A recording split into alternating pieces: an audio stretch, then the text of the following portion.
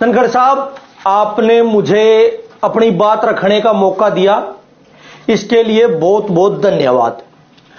मेरा ये कहना है धनखड़ साहब, पहले तो जी आप वो सर्टिफिकेट दिखाओ जो जाटों ने आपको लिख के दिया हो कि जी आप हमारे प्रतिनिधि हो। बताओ कहां लिखा है कि आपके साथ जो भी होगा वो जाट समाज के साथ हुआ माना जाएगा। पहली बात तो जी आपकी कोई इंसल्ट हुई नहीं। अगर आपकी ही बात मान भी लें तो जी इसका मतलब ये कैसे हुआ कि इससे सारे जाट समाज की इंसल्ट होगी। अब भगवान ना करे कि कल न आपका कोई बीमारी होगी तो आप तो कहोगे कि सारे जाट समाज ने दवाई लेनी पड़ेगी। आपका अगर पथरी होगी तो आप कहोगे कि पूरा जाट समाज ने ऑपरेशन करवाना पड़ेगा। अब आपके साथ जो है, अगर वो पूरी जाति का मामला है तो आपने इतने सांसदों को सस्पेंड किया है, फिर तो वो भी उनकी सारी जातियों का मामला है। अब सोचो आपने कितनी जातियों का अपमान किया है, कितने करोड़ लोगों ने उन सांसदों को चुनकर भेजा है, आपने उन सबकी जातियों का अपमान किया है। कल को उनकी सारी जातियों के लोग आपके खिलाफ सड़कों पर उतर गए तो आप कहां जाओगे। देखो जी ये जाति वाला प्यार इतना ही गहरा है तो ये तो फिर दोनों तरफ से सामने आना चाहिए। धनखड़ साहब, आपने ब्राह्मण सांसदों को निलंबित कर दिया तो इसके विरोध में तो राजस्थान के मुख्यमंत्री भजनलाल शर्मा जी को भी इस्तीफा देना चाहिए। डिंपल यादव के निलंबन के विरोध में मध्य प्रदेश के सीएम मोहन यादव को भी इस्तीफा देना चाहिए।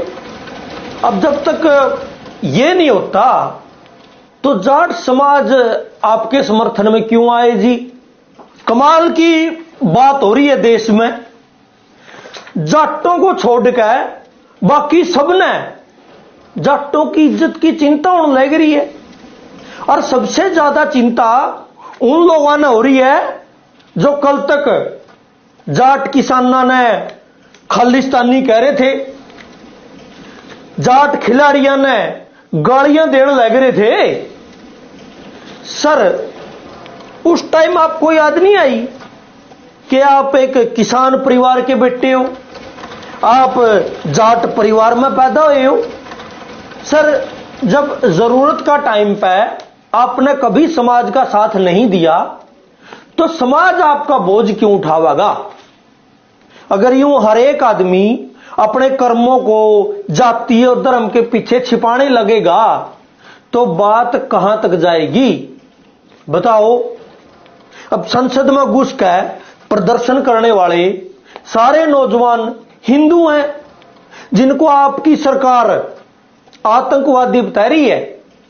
मतलब आपकी सरकार सारे हिंदुओं को आतंकवादी बोलने लग रही है, उनकी जातियों को आतंकवादी बोलने लग रही है।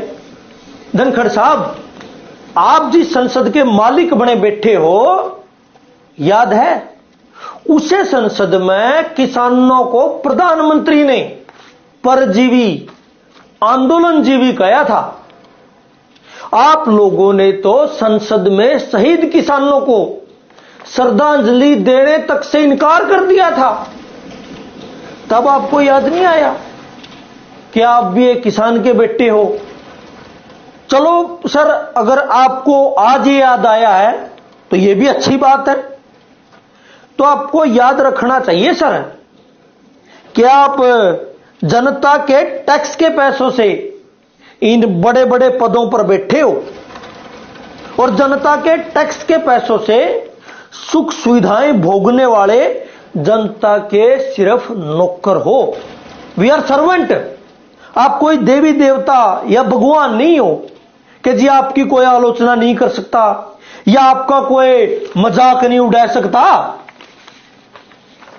सर जब तक इस देश में लोकतंत्र बचा है तो जिम्मेदार पदों पर बैठे हुए लोगों को आलोचना भी झेलनी पड़ेगी,